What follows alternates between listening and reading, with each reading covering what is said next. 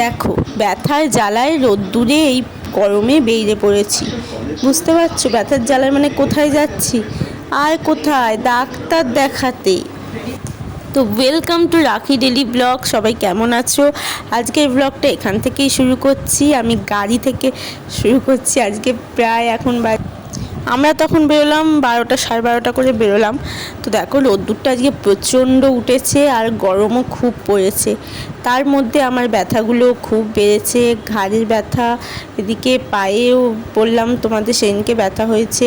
তো চারিদিকে ব্যথা, এটা নিয়ে আমার 4বার ডাক্তারখানায় যাওয়া হচ্ছে। মানে এর আগে আমি 3বার গেছি ডাক্তারখানায়, কিন্তু তাও ভালো হচ্ছে না কেন কি জানি। তাও আবার গেলাম দেখো, তাই জন্যে। তো আজকে কি বলে সেটা সবই তোমাদের সঙ্গে শেয়ার করব।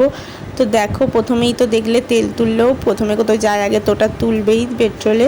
তো তারপরে একটা দরকার ছিল ব্যাংকে, তো ব্যাংকে চলে এসেছি। এখানেও একটু টাকা তোলার ব্যাপার ছিল। তো এদের ব্যাংকটা দেখো, ব্যাংকে মানে এসি তো আছে কিন্তু এসি চালায়নি, খারাপ মনে হয়, সব পাখা চলছে ওইটুখানি পিঞ্জের মধ্যে।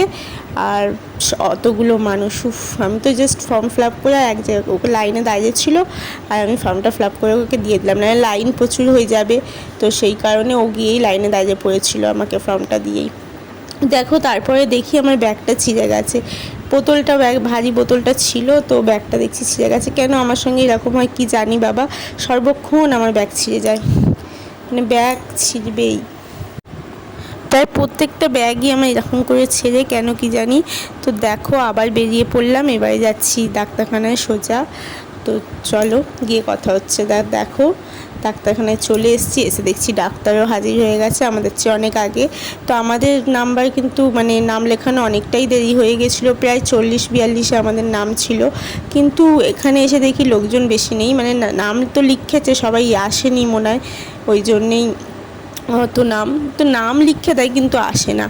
তো যাই হোক ভালো হয়েছে বাবা, ফাঁকা ফাঁকা পেয়েছি, তাড়াতাড়ি হয়ে যাবে। দেখো এখানে মন্দিরটা খুবই সুন্দর লাগলো, ওই জন্য দেখালাম ঠাকুরের এটা।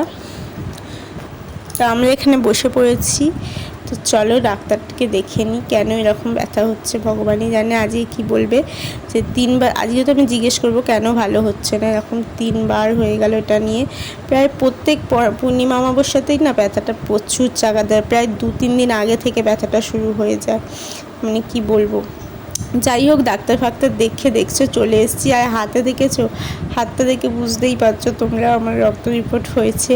তো ডাক্তার প্রায় 2টো রক্ত রিপোর্ট করতে দিয়েছে আর 4টি ওষুধ দিয়েছে। 4টি মানে 2-3 রকম ওষুধ দিয়েছে, প্রায় ইঞ্জেকশানও দিয়েছে, একটা 15 দিন ছাড়া ছাড়া একটা ইঞ্জেকশান নিতে হবে। শরীরে বলছে ভিটামিন একদমই কম, সেই জন্যই ইঞ্জেকশানগুলো দিচ্ছে। আর দেখো রক্ত নিয়ে নিল আমার 1 সিরিঞ্চি। আমি ওকে এটাই বলছিলাম যে দেখো আমার রক্ত নিয়ে নিল 1 সিরিঞ্চি। আর এখানে দেখো এতগুলো ওষুধ দিয়েছে।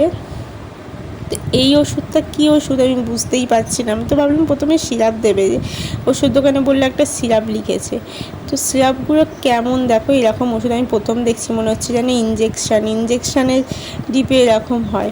দেখো এগুলো বলেছে গালে ঢেলে খেয়ে আর জল খেতে, মানে কীরকম সিরাপ। এটাও ভিটামিন, দেখতে পাচ্ছ ভিটামিন D3। তো এরকমই অনেক রকম ভিটামিন E3 মনে হচ্ছে সবই কমে গেছে শরীরে, আর কোনো ভিটামিনই নেই অবশিষ্ট। তো দেখো এত ওষুধ দিয়েছে, এখানে ক্যালসিয়ামেরও ওষুধ আছে। তো দেখি ওষুধগুলো খেয়ে কি হয়। ও তো বুকে হাত দিয়ে বসে পড়েছে, শুয়ে পড়েছে শুয়ে পড়েছে বুকে হাত দিয়ে, দেখতেই পাচ্ছ অনেকগুলো টাকা চলে যাচ্ছে। তো এই সময়ই আমাদের টাকার দরকার, ওদিকে সিঁড়ি উঠছে, তো টাকার এত প্রয়োজন, এই সময়ই আমাকে ধরেছে। মানে বলে না যখন সময় খারাপ যাবে তখন সব দিক দিয়েই সময় খারাপ যাবে, সত্যি মানে আমাদের সময়টা এতই খারাপ যাচ্ছে এই 2 বছর ধরে। বিশেষ করে আমার 2 বছর ধরে রোগের জ্বালায় অনেকগুলো টাকা বেড়ে যাচ্ছে। রোগ মানে এই ব্যথা বেদনা নিয়েই বেড়ে যাচ্ছে অনেকগুলো টাকা। দেখো ও বুকে হাত দিয়ে বসে পড়েছে, আমি খুব যন্ত্রণা হচ্ছে বুকে, না অতগুলো টাকা চলে গেল। তো ওকে মজা করছিলাম সেইভাবে। তো চলো কি আর করা যাবে, রোগ বলে তো আর চুপ করে থাকা যাবে না। তো এই ওষুধগুলো খাই, রক্ত রিপোর্টটা কালকে কি হয় দেখা যাক। তো কি আসে তোমাদের নিশ্চয়ই জানাবো। তো মনে তো হয় না সেরকম কিছু আসবে, কি জানি, মনে হয় তো ওখানে সবাই বলছে আমার গলায় কৃষ্ণের মালাটা দেখে বলছে যে ডাক্তারবাবু বলছে যে কৃষ্ণের মালাটা দেখে যে সব কি গুরুদেবকেই খাইয়ে দিচ্ছ, নিজেকে কিছু খাচ্ছ না। তো কী বলবো, ডাক্তারবাবু তো যায় না, ডাক্তারবাবু ভেবেছে আমার ঘরে গোপাল টোপাল আছে হয়তো, কিন্তু আদৌ ওসব নেই। আর কি ডাক্তারবাবু মজা করে বলেছে ডাক্তারও। তো যাই হোক, চলো, ও বুকে ব্যথা নিয়ে এখন শুয়ে থাক, আর এদিকে আমার ব্যায়ামে যাওয়ার সময় হয়ে যাচ্ছে, আমি একটু শুয়ে পড়ি, তারপরে ব্যায়ামে যাব। তো যাই হোক, তো যারা আমার চ্যানেলটিকে এখনও সাবস্ক্রাইব করোনি, প্লিজ চ্যানেলটিকে সাবস্ক্রাইব করে দিও, আর ভিডিওটা কেউ স্কিপ করো না, শেষ পর্যন্ত দেখতে থাকো, আর একটা লাইক কমেন্ট করে দিও।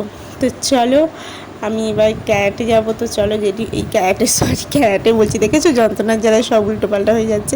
ব্যায়ামে যাবো, বাবু নেই তো ওর কথাই হচ্ছে। তোমরা তো জানোই বাবু মামার বাড়ি গেছে, তো সে ওখান থেকে বলেই যাচ্ছে যে কবে আসবে, তো ওকেও আনতে যাব দেখি। তো চলো, এই দেখো ব্যায়ামে চলে এসেছি।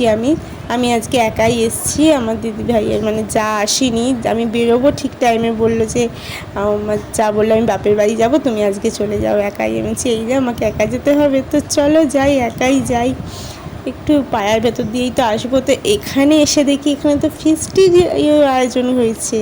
তো আগের দিন ফিস্টির আয়োজন হয়েছে আমরা জানি না, আগের দিন মানে ব্যায়াম করি আমরা বেরিয়ে চলে গেছিলাম। তো পরের দিন এসে দেখলাম ফিস্টির আয়োজন হয়েছে। এখানে সেরকম ফিস্টি নয়, মুড়ি একটু মাখা খাবো আর কি, ঝালমুড়ির মতন করে সবাই মিলে খাওয়া হবে। তো ওরা সবাই মাখছে, দেখতেই গ্যাস পেয়েছো। ব্যায়াম হয়েছে আগে মানে প্রায় 15 মিনিট কি তার আধ ঘন্টা 15 মিনিটের মতো ব্যায়াম হয়েছে, আর তারপরে মুড়িটা মাখা হচ্ছে। তা আমি এখানে বসে আছি, ওই দিকটা পুরো অন্ধকার, ক্যামেরা করা যাচ্ছে না, তো সেই জন্যে দরজার কাছটাই বসেছি। আজকে খুবই গরম পড়েছে। দেখো তোমাদের বাইরেটা দেখাই, বাইরে একটা পুকুর আছে, আর পুকুরগুলো সত্যি এখনকার পুকুরে কোনো একটা পুকুরও ভালো নেই, সব পানায় ভর্তি। আগে আমরা যখন ছোট ছিলাম সত্যি কি সুন্দর পুকুরগুলো ছিল, মানে ভাবা যায় না, দিন দিন পুকুরগুলো ডোবা হয়ে যাচ্ছে যেন এখনকার দিনে। তো যাই হোক, ছাড়ো, এখানে দেখো মুড়ি হচ্ছে, আমি বলি ক্যামেরাটা হচ্ছে না বলে দেখি আলোগুলো জ্বালাই, ফটো তোলা যাচ্ছে না বলে, অন্ধকার লাগছে। তা আলোটা জেলে তোমাদের দেখালাম। দেখো মুড়ি মাখা হয়ে গেছে, প্যাকেটে সব ভরা হচ্ছে, কতজন আছি গুনে, তারপরে খাওয়া হবে। দেখো প্রায় আচার টাচার মানে নিমকি ভাজা সব কিছু দিয়েই মাখা হয়েছে। জিনিসটা বেশ ভালোই হয়, মাঝে সাঝে এরকম ফিস্টি করতে কার না ভালো লাগে, তাই না? তো ব্যায়ামে এরকম আগে থেকেই হয়, আমি জানতাম, মানে আমার যা যেহেতু অনেক 1 বছরের বেশি হয়ে গেল ব্যায়াম করছে, ও খেয়ে নিই আমরা, ও এখন যেত প্রায়ই হয় এখানে। তো যখনই হবে আমি নিশ্চয়ই দেখাবো, সবাই মুড়ি নিয়ে এবার খেতে করবো ভিডিওটা। চলো আমি আমার মুড়িটা নিয়ে নিই, এইটা হচ্ছে আমার প্যাকেট। চলো আমিও বসার জায়গা খুঁজি, একটা পাখা চলছে এরকম দেখেই বসতে হবে, না হলে কিন্তু খুবই গরম হবে। তো দেখো আমি জায়গা পেয়ে গেছি, এইখানটা করে বসে এইবারে আমি খাবো।